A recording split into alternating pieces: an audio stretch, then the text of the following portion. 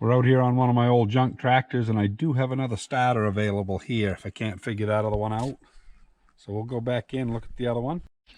I believe, after looking everything over, that this contact right here is not hitting. By turning that button, you can move that square a little bit. And I can see, well, I don't know if I can get it to where the camera can see it, but there's a little burnt spot right over in this corner. Looks like maybe it didn't make a good contact and flashed a little bit.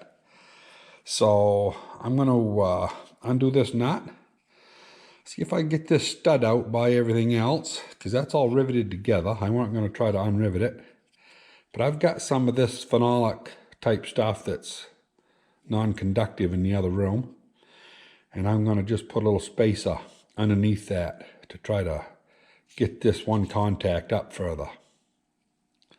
So I think that's my problem, and I'll put the rest of it back together. It all looks good. All I got to do now is pull all the brushes back, get them loaded. I can reach right down through the middle here and push them out, get the spring on the outside. Take me a few minutes. And while I've got it apart, this is 2425. I'm going to write that down. I'm going to write down this number. I'm going to see. I'm pretty sure this is a regular John Deere starter because the other one looks identical to it.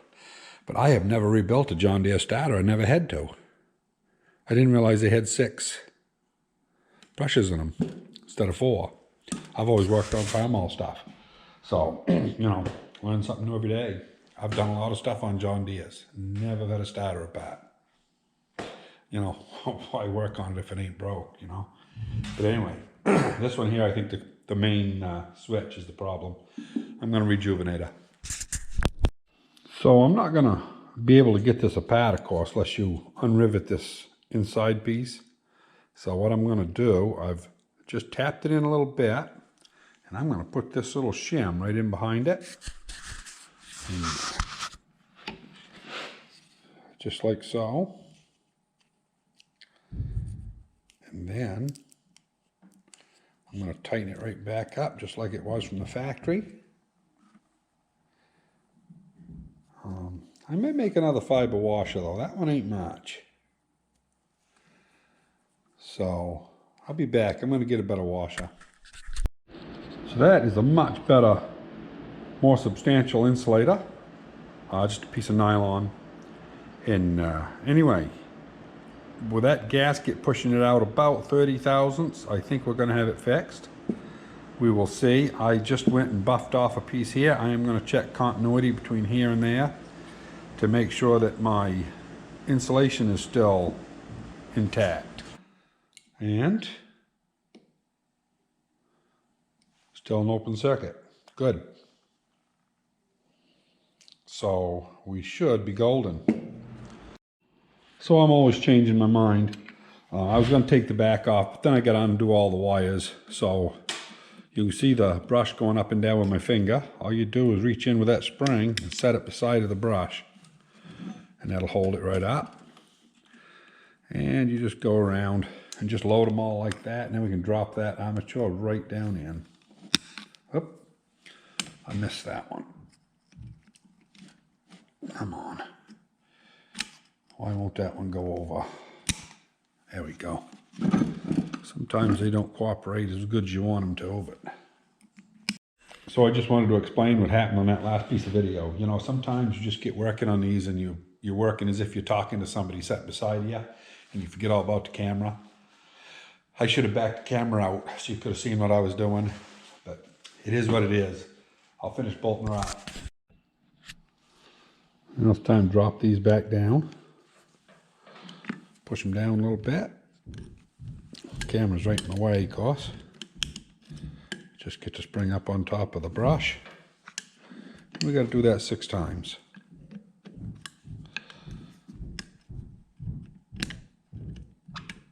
There we go.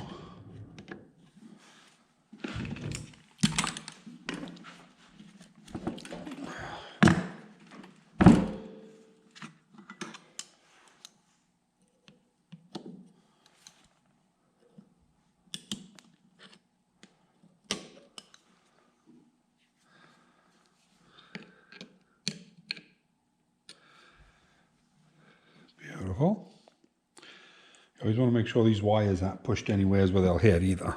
There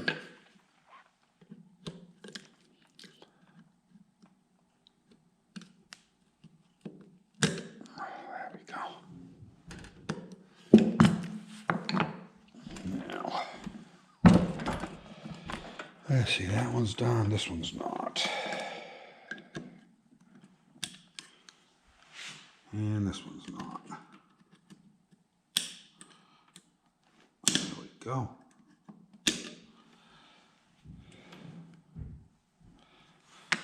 Okay. Now we'll start right here. I got 1, 2, 3.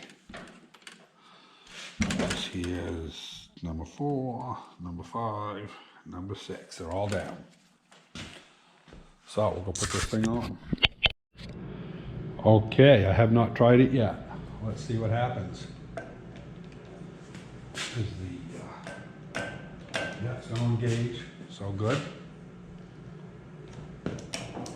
You gotta be kidding me. Where is the problem on the starter?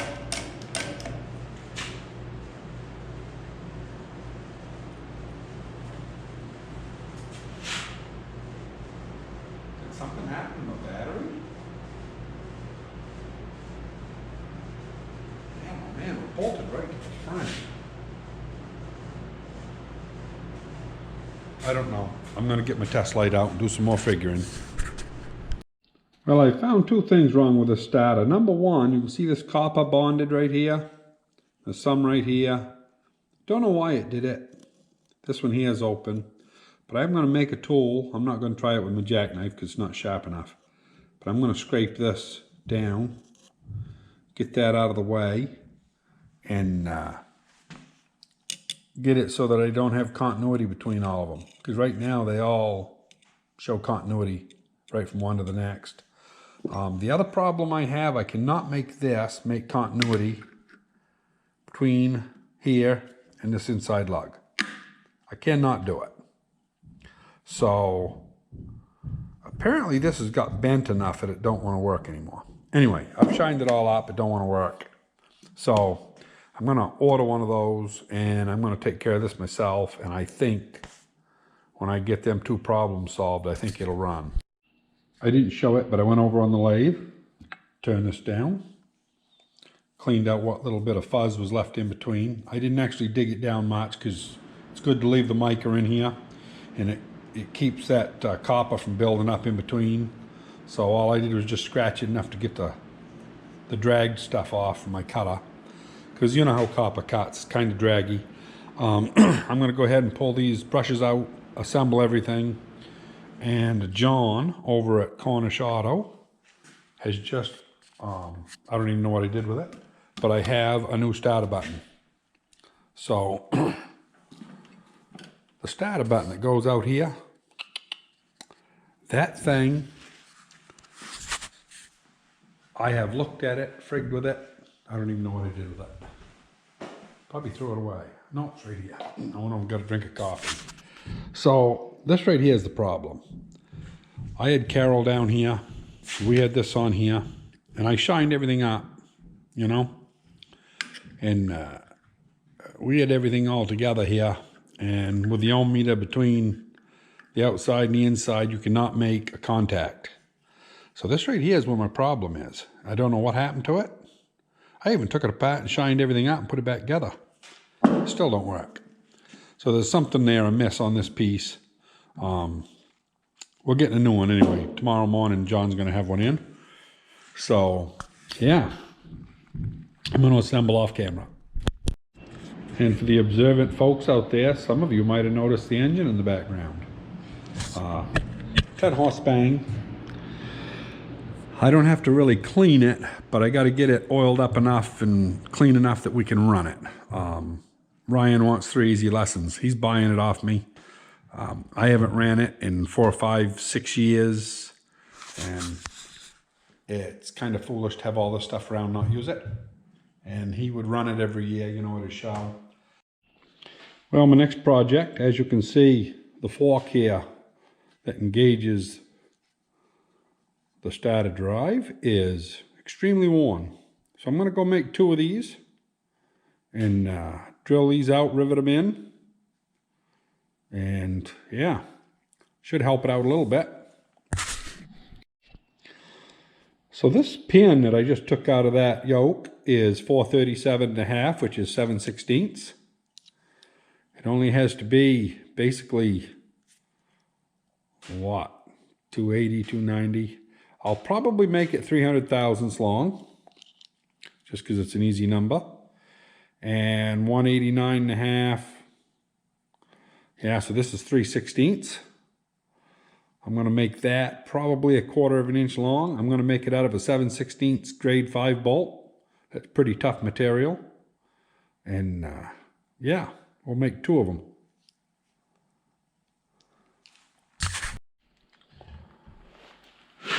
Well, got the buttons made. Got one already in. Good thing that anvil isn't any thicker out here. I wouldn't be able to use it.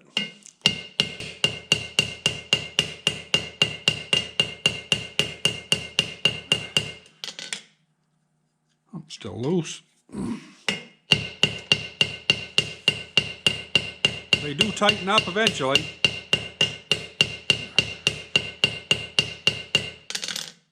Oh, tight's a cop. Beautiful. So I just got a new starter contact. This here's the number. This is a CarQuest part. Went over to Cornish Auto Supply. So we'll see how she works. Okay, I put that new contact on. I have not tried it, so. And I do have the spark plug wires grounded, so it won't start. No, sir.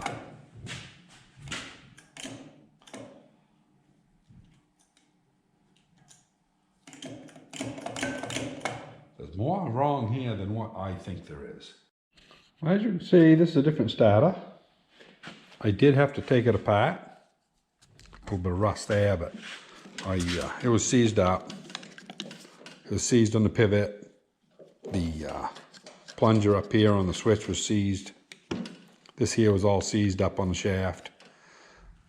This has run for about 20 years, this tractor, so it'd been sitting a long time out in the weather. But this end here had duct tape over it, and it did its job, kept it nice and clean. So all I had to do was take the nose cone off and free everything up and put a light film of grease on it. And anyway, I'm going to swap her out. Well, what do you think the odds are? Yeah, it works.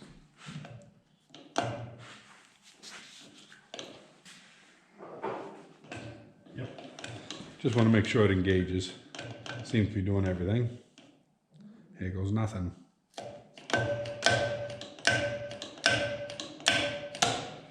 You have got to be kidding me. This is a brand new battery cable. What do you suppose ails these things?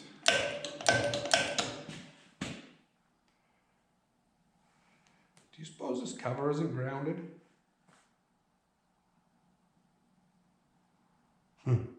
I bet that cover ain't grounded. I bet it ain't making ground. It's got to be something like that, because I've been testing all my power from here to here. I bet that isn't grounded. I'm going to do some work here, get that grounded, and we will try again here in a minute. Now, there's something going on here. This test light will burn, and you watch when I push the starter lever. We've lost all of our current. Now that I've lost the current, I can't get it back anywhere. So this is real weird. I go over here, I put it on the ground here. I got nothing down here. Put you down here where you need to go. There's nothing on there. But if I go in and touch this positive terminal, my light comes on. Once I get my light on from the positive terminal, well, this time it ain't gonna do it.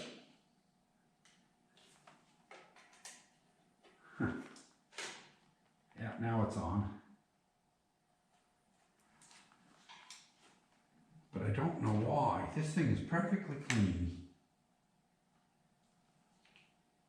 And that terminal is perfectly clean. I got power there now. I should have it the other way so you can see.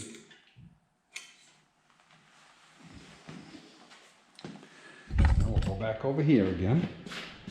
Because this has been driving me crazy and I'm not so sure, but I got a bad battery. We'll put that on there where it'll stay good. We got power wherever we touch, as you can see. It goes, well, it came back. That time it didn't. So I've got voltage, no amperage. See how it comes back after a while?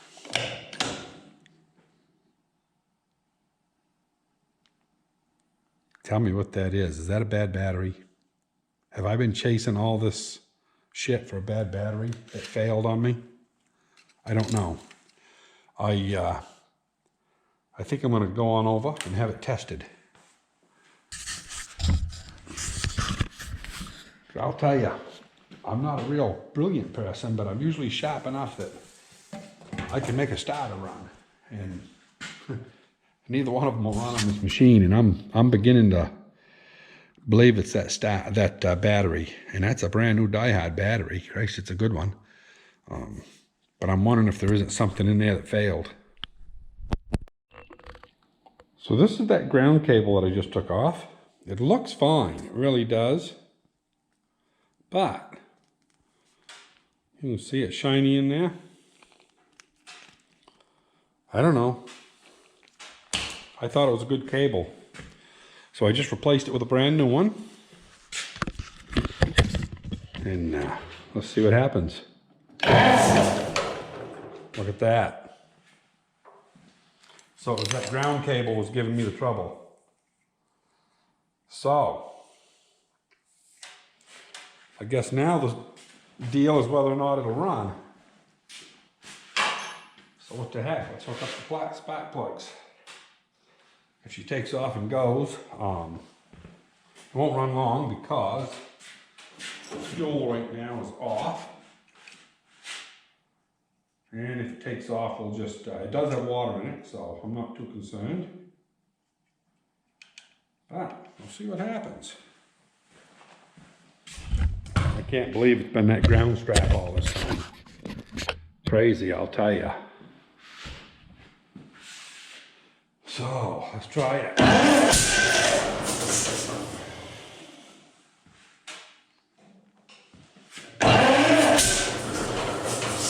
Come on.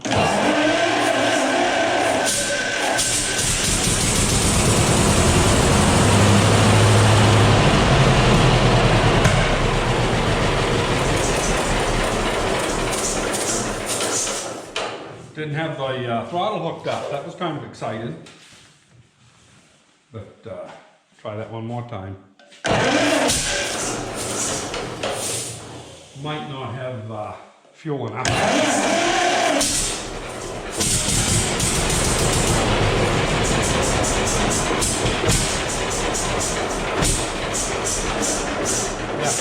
Yeah, she's gonna run anyway.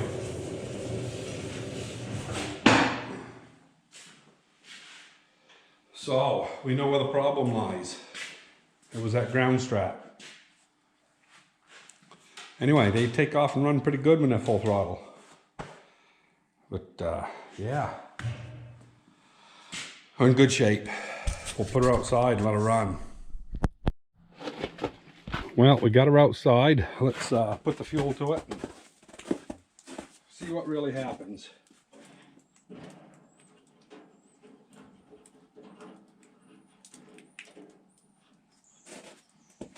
I did put a cotter pin in the throttle linkage too, so. Okay, let's see what happens.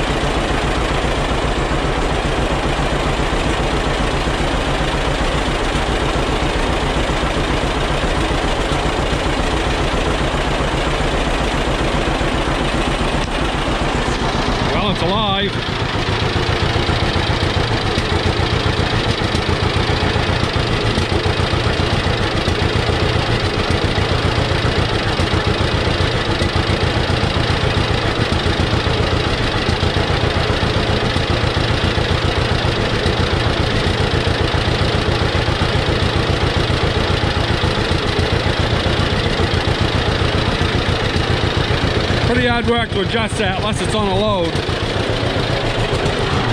Got about 18 pounds, that's plenty.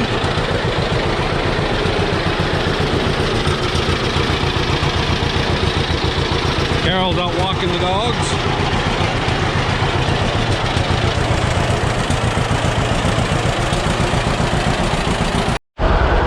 I got the fast idle right here at 11:25. So I'm going to leave that handle where it is. Then I'll know where to put my stop. I'm almost out of battery. She's up to temperature pretty good. And I'm going to shut her off here and put her in the shop. Okay, we got the old girl back in the shop. It ran flawless. It really did, as far as I'm concerned. She's some hot. She started leaking around the rocker, but I never put a new gasket on it. And it's not really that tight. I'm actually surprised that I can't move them by my fingers, but I can't. But you can see it dripped a little. That's the only oil leak I got. Everything else is good, tight, fairly quiet. I can put that gas cap. There's no gaskets in the gas caps, so they were rattling wicked, so I had to take that one off. But yeah, other than that, she's good. Like I say, this is 1,025 or 1125. It's 1125 right there. It's supposed to be 1,075 high idle, but I'm going to have it a little fast. I'll probably make this, I'm going to bolt a stop right here that's going to come up, and it'll go both ways. Haven't really figured 100% how I'm going to do it, but like everything, I make it up as I go. And I want to show you what was wrong with that damn battery cable. I wasn't going to give up till I figured that out. And so the end that was hooked to the frame, that end was perfect. I tore it apart, and you can see, you know, stuff's all bright and shiny. But then I cut this in two. Look at the green in there. Same way with that side. Now, I've never seen one of these that, you know, were molded on or cast on go bad. But you look at this corrosion in that wire.